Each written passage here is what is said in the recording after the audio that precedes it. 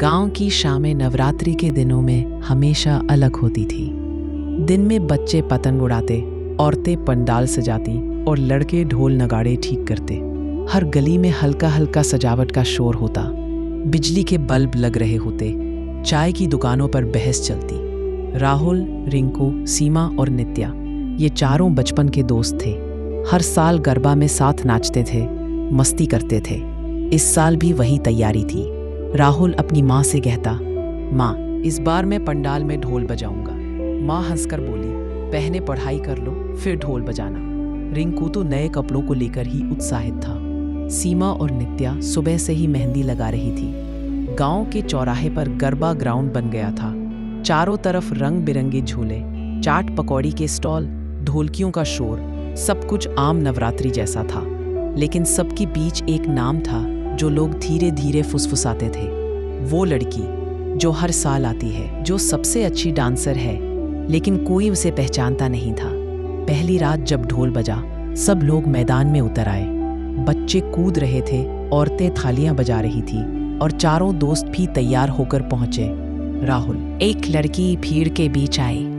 लाल नीले घाघरे में लंबी चोटी, चेहरे पर हल्की सी मुस्कान। उसका नाच इतना अच्छा था कि सब उसके चारों तरफ घेरा बनाकर देखने लगे। रिंकू बोला, यार, इसे तो मैंने कभी गांव में नहीं देखा। सीमा ने भी ध्यान से देखा। हर साल आती है, पर रहती कहाँ है कोई नहीं जानता। नित्या ने बस कंधे उचकाए, शायद शहर से आती होगी। पहली रात सब सामान्य रहा। दूसरी और तीसरी रात भी सब कुछ वैसे ही चला। लेकिन चौथी रात राहुल के गांव का एक लड़का, जो उस लड़की के साथ डांडिया खेल रहा था, अगले दिन गायब मिला। लोग बोले शायद शहर चला गया होगा, लेकिन यह इत्तेफाक राहुल को खटक गया। रात को चाय की दुकान पर राहुल और रिंकू बात कर रहे थे। राहुल, तुमने नोटिस किया, हर साल जो लड़के इसके साथ नाचते हैं वो गायब हो जाते हैं। रिंकू, अरे छोड़ यार, ये सब अंधविश्वास होगा। सीमा, पर पिछले साल भी तो यही हुआ था। नित्या, मुझे भी डर लग रहा है। 8वीं रात चारों दोस्तों ने तय किया कि वे उसका पीछा करेंगे। गरबा खत्म होने के बाद वह लड़की मैदान से निकली।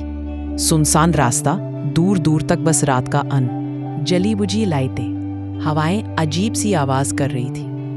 वह लड़की धीरे धीरे चलते चलते गांव के बाहर पुराने टूटे फूटे हवेली जैसे घर तक पहुंची। दरवाजे की चरमराहट ने चारों के रोंगटे खड़े कर दी। राहुल ने धीरे से फुसफुसाया, यही कुछ गड़बड़ है। खिड़की के कोने से चारों ने देखा। वह लड़की आईने के सामने खड़ी थी। अचानक उसके चेहरे की चमक फीकी पड़ने लगी, त्वचा पर दरारें पड़ने लगी, बाल लंबे और बिखरे हुए हो गए, आंखें लाल हो गईं। उसके हाथ में डांडिया की स्टिक थी जिस पर खून की बूंदें चमक रही थी। उसकी आवाज बहुत धीमी लेकिन कानों को चीरने वाली थी। 9 आत्माएं मिल चुकी, बस एक और मेरी शक्ति अमर हो जाएगी। चारों के पैरों तले जमीन खिसक गई। नित्या ने डरते हुए पीछे हटने की कोशिश की, तभी लकड़ी का टुकड़ा गिरा और आवाज हुई। चुड़ैल ने उन्हें देख लिया। अचानक मैदान में बजते ढोल की धुन जैसी आवाज हवेली में गूंजने लगी, लेकिन ये इंसानी नहीं थी। इसमें चुड़ैल की हंसी मिली हुई थी। वह तेजी से उनके सामने आई। उसका चेहरा अब पूरी तरह विकृत हो चुका था। उसने कहा, अब तुम सब मेरी आखिरी रात का है। उसकी स्टिक से लाल रोशनी निकली और चारों की तरफ पड़ने लगी।